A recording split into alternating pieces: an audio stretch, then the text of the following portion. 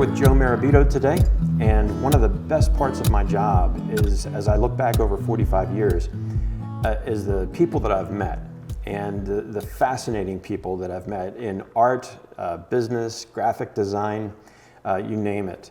And through the course of my business, being a printer and a photographer and trying to run a successful company, I have read, I was going to say hundreds of business books, but I can't validate that, but I could say scores and scores of business books. In fact, I take great pleasure in reading them, and it started back in the 80s with Tom Peters' books, and then J.M. Duran and Edward Deming and Peter Drucker, who was probably my favorite, until I read your book, Joe. So when we first started talking about doing the 100% chance, which is a blend of your business experience and your love of photography. So it's a fascinating combination. I've never seen it done before. But when you sent me the manuscript, I took it home that night and could barely put it down. One of the things I loved about the book, and I still love about the book, is it felt like it was written to me. It's not a heavy, overburdening thing that you've got to like plow through. It's snippets. You can pick the book up at any section and you get advice and counsel. And I told my partner that it sounds like you wrote it for us. But anyway, I wanted to talk to you today a little bit about this, and I am uber eager for my clients to get this book. I mean, there's so many people, so many names run through my head that I want to have this book. Not just for the love of image making and seeing your beautiful work. The photography is world class, and that's not an understatement. But I want them to see how a business mindset blended together with this creative, this person who makes amazing images, and how those two things work together. Right. Because as we were talking, you know, in my experience, people are either usually an accountant or an artist, you know. Right. And by accountant, I mean, you know, somebody who's methodical and looks at numbers and forecasts, and they don't really have a big grasp on what it takes to make an image, be it with painting or photography. Or many of my artist clients really struggle with marketing and with just running a business. Right. It's very rare to meet somebody like you today. So Joe, I'm so glad you're here today, and I'd love to talk with you just for a little bit about your business experience, first of all, just so people can kind of get a feel for that. Yes. Then how you got into photography, and then how you blended them together, and most importantly, how the creative mind informs the business mind, and the business mind informs the creative mind. So with that introduction. Well, thanks for the nice introduction and the kind words. And I'd have to relay an interesting story. So I started a couple businesses with partners recently, and one of my partners I'd sent this book to, and he hadn't opened it. And I talked to him yesterday, and I said, open it. Right? At least take a look at it. And he's been busy, and he texted me yesterday, and he had the same experience you did. He said, I can't put it down. He says, I'm bouncing back and forth, and so I appreciate your saying that, and hopefully other people will experience it the same way. Yeah, and like I said, in not being able to put it down, you can pick this book up and read anywhere in the book. Yeah, it's meant to be a reference book, not a front to back. It's a compilation of insights that I glean running businesses and put them together in the hopes that it'll help other people who are on a similar journey be successful in their leadership journey, but also to show you need to have balance and perspective. And for me, the photography provides that. And I think it's also made me a better leader. And I think being a leader has made me a better photographer, and we can get into that in this discussion. Yeah, I'd really like you to expound on that in particular. And you know, in running a business, especially through COVID and post-COVID, it's an intense endeavor. You know, so many things in my life are gone, you know, just because the business demands so much focus. Right. I'd love to hear you talk about how balance has come into play and how photography has helped to play a role in getting that balance, and how it is actually, instead of taking time away from your business concerns, it's actually made them better. Yeah. For me, it's how my brain works. You know, if you're leading a company, let's say it's a turnaround, it's a high stress, high pressure, 24/7, always available kind of job, right? People don't come to you and say, hey, things went great today. They went here, help me with this. I can't solve this problem. And so for my brain, I can't be on 24/7 on those topics because you get stressed, you get challenged, you get energy deprived. I just need to take breaks. And so photography is that outlet for me. When I'm out photographing, I'm not thinking about business consciously, but my brain's still working on it. It's kind of like a lot of people will say, well, I got an idea when I was in the shower, right? Mm-hmm. You're relaxed, you're thinking about something else, the brain's working and ideas come. Well, for me, photography is like that. Well, let me challenge you on that just for a second, because I'd like to understand, to create images like this, and I'm hoping that we can show some of these images as stills through this interview. Yeah. You don't just do this casually. No. And you didn't develop the skill.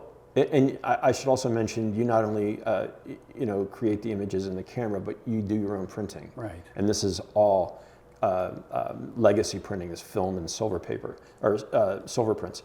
So to create an image like that, if I'm doing something like that, it's all my focus. I'm not getting any ideas about anything else. Right. I mean, how do you make room in your brain to be so incredibly craft-oriented and remember all the technical aspects through making these images, and yet still be able to be refreshed? Right. I think the answer is it energizes me. Because when I create an image like the one you're looking at, I get excited about it, right? Mm-hmm. And so it's kind of almost a refreshing, like an emotionally refreshing exercise for me.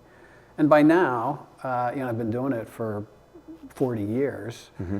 The technical side comes easily to me, and the process is I don't have to spend a whole lot of intellectual capital worrying about the process, because it's become ingrained in my in the way I make images.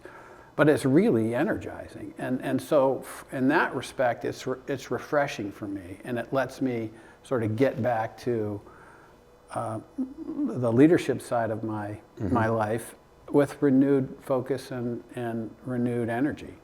How did your interest in photography start, and then could you also compare how your interest in leading a business and creating the amazing businesses that you've done, how did that all come together? So I got started with my dad. My dad was a photo nut. He had all these cameras, and he would take them everywhere. And we'd go on vacation. I'd say, "Why are you taking those cameras?" "Well, I want to document our vacation." Well, that wasn't really what he was doing. Mm-hmm. Well, he was taking pictures for himself, and he would come back with these amazing images. And he loved to do it on color slide film. Mm-hmm. And I still have these beautiful images of the painted desert and the Grand Canyon and that he made. So he originally inspired me, and so I ended up joining the photo club in high school and taking a class there using the darkroom, which I loved, but I found it limiting because I could only use it during school hours. So I ended up building a darkroom in my parents' basement so I could do it at night. So I ended up taking pictures of a lot of the sports teams. I did both of my sister's weddings, so I was kind of the go-to photographer for my family as well as the school and everything I played in high school. But I didn't want to be a photographer, right? So it's fine taking wedding pictures for my sister, but it wasn't as fun as going out and making images like the one in front of you. So it wasn't something I was ever commercially motivated to do. I wanted to be a pilot, actually.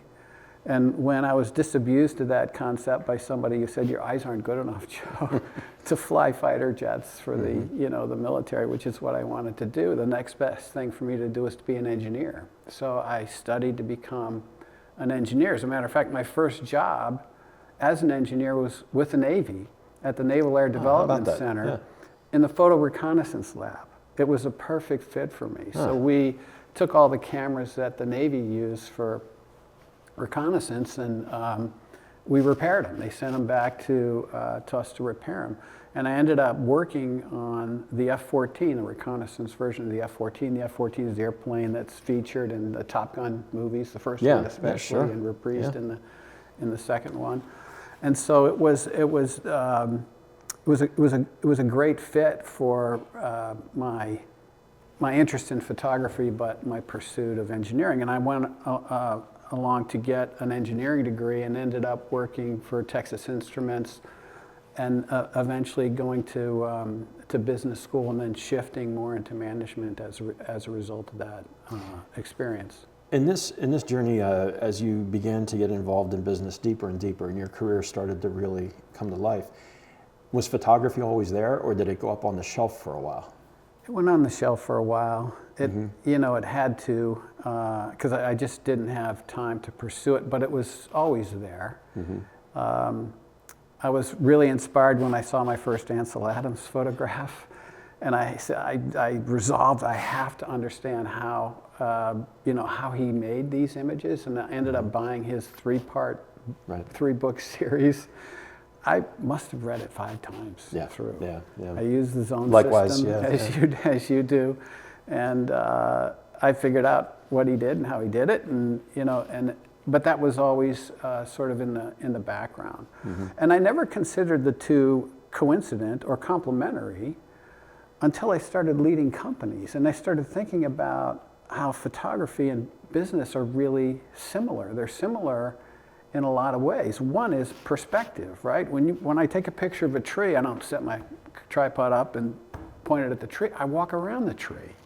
I look at the tree and I say, what's its form? What's its structure? What's its essence? What's its energy?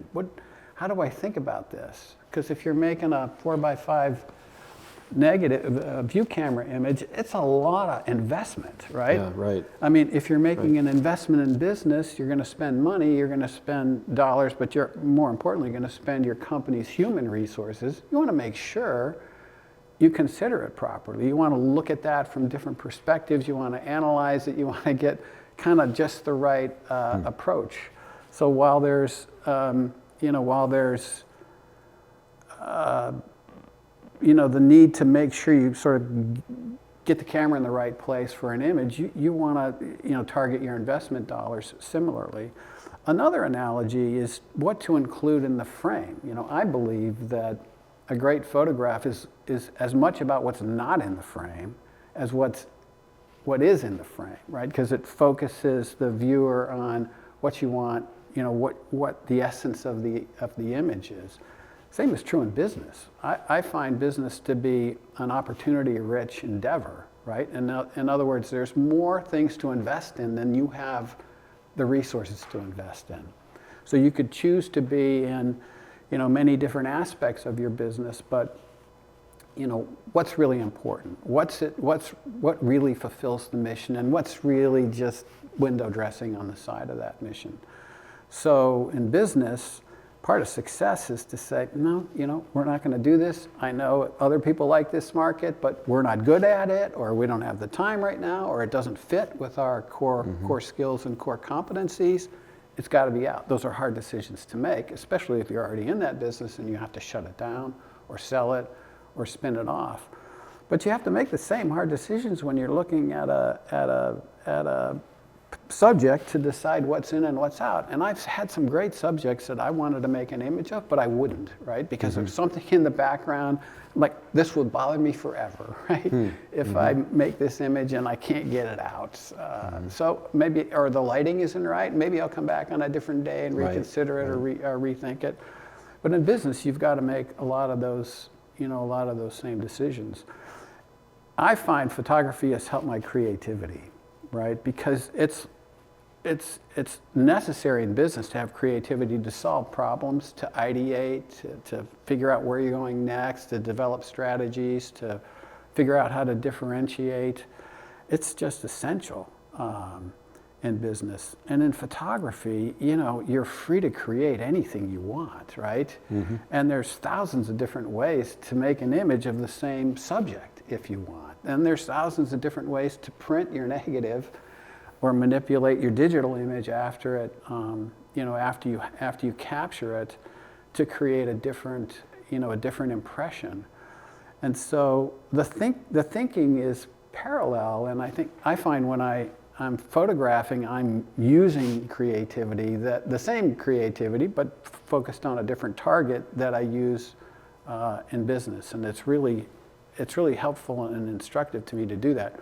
The other thing is I think one of the key skills in leadership is critical thinking, right? I mean, you have to be objective about how your business is really performing and what it needs and what it doesn't need and where to focus and where not to focus. And to do that, you've got to take a step back and say, okay, let me really understand what we're good at, what we're not good at, and where we can succeed and where we can't succeed given competitive conditions or market conditions or what country you happen to be, have businesses in operating in. The same is true for making a photograph.